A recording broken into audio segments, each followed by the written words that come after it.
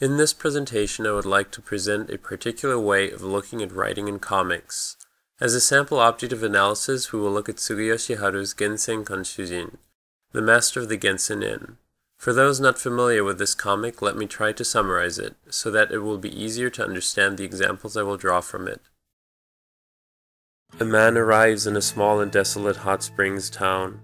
He remarks that it seems quiet, as if dead. All the people he sees are elderly women, yet the town seems eerily familiar to him. Upon buying a Tengu mask from a street vendor, the vendor tells the man that he looks exactly like the master of the Gensen Inn. This other man too bought a Tengu mask from her when he first arrived in this town. Asked for a place to stay by that man, she recommended the Gensen Inn. A flashback begins. In this flashback we see the second man arrive at the Gensen Inn, while the vendor recalls how it used to be managed by a woman with no relatives. The maid introduces the second man to that woman, who makes incomprehensible sounds as she cannot hear or speak.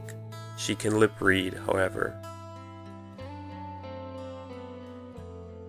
The man decides to take a bath, but he is dismayed to find that two women are already using it. He explains that he does not like mixed bathing and is ridiculed by the maid for this. The man decides to postpone the bath. During a conversation, the maid talks about her belief in previous lives, the reason being that without previous lives we would all be ghosts. After some time, the maid urges the man to finally take a bath because she won't be able to go to bed until he is done. The deaf woman is still in the bath, but supposed to leave soon. What happens next is pretty self-explanatory.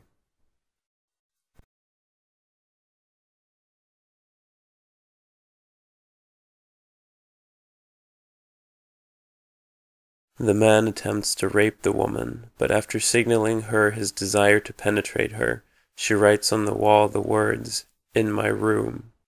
She then leaves and waits for him. When the man arrives, he is wearing the Tengu mask, and the flashback ends. The old women who have gathered around the first man in the meantime talk about how the second man and the woman are running the inn together now. When they comment on the resemblance of the first man to the second man decides to visit the Gensen Inn, a proposition that shocks the women. They cry, "If you go to the Gensen Inn," but do not finish the sentence. We see the second man and the woman fearfully await the arrival of the first man, who is now wearing the Tengu mask, and the story ends.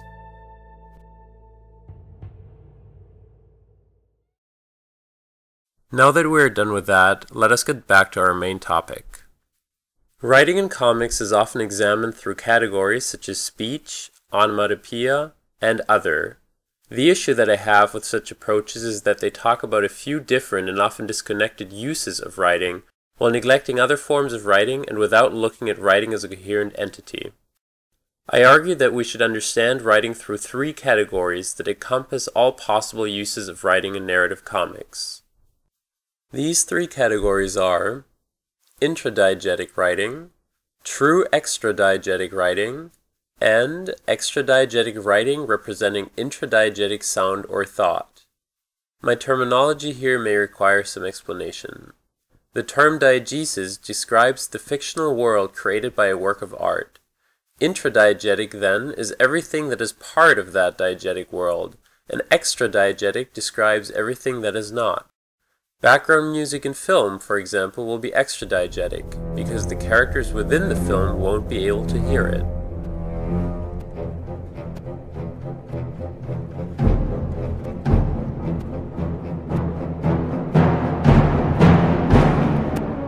The shark here, however, is very much intradiegetic. So, how does the intradiegetic-extradiegetic distinction apply to the three categories I would like to establish for writing in comics? The first, intradiegetic writing, describes writing that is contained within the diegetic world and visible to characters in it. One example of this in Tsuruyoshi Haru's Gensen Kanshujin are the words "in my room," which the woman writes on the wall in the attempted rape scene. Intradiegetic writing such as this is the form of writing that is least examined in comics. This is perhaps because it is assumed to be a natural part of the scene. However, we must remember that every element in each frame has been included deliberately. Often intradiegetic writing is there for a reason. Let's have a look at all the instances of legible intradiegetic writing in Gensen Kanshujin. There's the sign at the beginning of the comic saying, "Entrance to the hot springs." The sign that says, "Mixed bathing." The sign above the entrance to the Gensen Inn displaying its name. And the woman's writing, "In my room," on the wall of the bath. As we can see, these instances of writing are not arbitrary, but direct the reader's attention towards the story's central scene in the bath of the Gensen Inn, and what happened afterwards in the woman's room. The second category of writing, true extradiegetic writing, is basically the opposite of intradiegetic writing. Why the prefix true, you perhaps wonder? This is in order to distinguish true extradiegetic writing from the third kind of writing, which, although extradiegetic as writing, still represents intradiegetic elements. True extradiegetic writing cannot be seen by characters within the fictional world, but it also does not represent anything within it. Examples range from page numbers to titles, such as this one, or this one.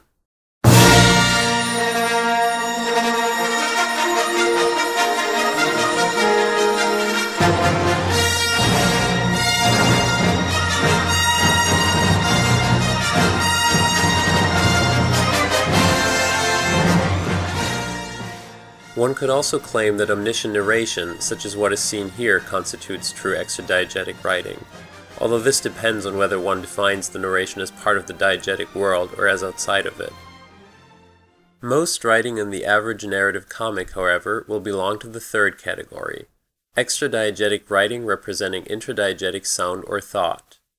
This encompasses both speech and onomatopoeia, although one of the main reasons why I'm arguing for understanding writing in comics along the lines of the three categories I'm presenting here is that the distinction between speech and onomatopoeia can be very fuzzy. For example, the sounds that the woman makes in the bath scene are at first enshrined in speech balloons. When the man attempts to rape her, however, the speech balloons first become rougher, before the woman's scream can no longer be contained by them altogether. The speech balloon no speech balloon criterion is already a weak one for distinguishing speech and onomatopoeia, but regardless of that, who is to say whether the writing representing the woman's sounds is speech or onomatopoeia, and does it matter? What I think is more interesting is how Tsuga uses writing to enhance his storytelling in ways only possible in the medium of comics. We just looked at how the visual quality of the writing changes with the increasing intensity of the attempted rape scene. But Tsuga also represents the woman's sounds in order to signify how the man's mind is occupied with the woman. This is achieved first of all by the writing's prominent position on the page. In addition, the way in which the writing violates the gutter separating the frames containing the man's eyes and the woman's behind, crotch, and breasts establishes a connection between these otherwise divided frames, and thus lets the reader know what the man's eyes and his attention are focused on. There are many more examples of interesting uses of writing in Gensen Kanshujin, such as how onomatopoeia emulates not merely characteristics of sound, but also more physical characteristics like the feeling of wind, or the woman's noticing that the man is speaking without being able to hear it, through the use of empty speech balloons. There is also the visual representation of the chant-like nature of the nightly admonishment of the villagers to prevent fires, or the emphasis by visual means placed on the maid's exclamation, "Wouldn't we all be ghosts?" Unfortunately, we don't have the time to talk about all of these, because we have to adhere to the 10-minute time limit. But I would like to make one final important point. The only means of distinguishing between the three categories of writing in comics that I have outlined here is context.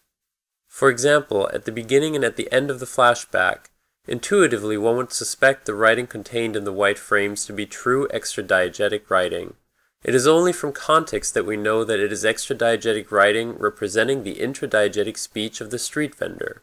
Let me summarize. We can analyze writing in comics by dividing it into three categories: intradiegetic writing, true extradiegetic writing, and extradiegetic writing representing intradiegetic sound or thought. And the only way of determining which category a particular piece of writing belongs to is context. This concludes this presentation about writing in comics. Thank you for your attention. Professor Schwartz, I love what you've done with the place. Everybody have a good night and get home safely.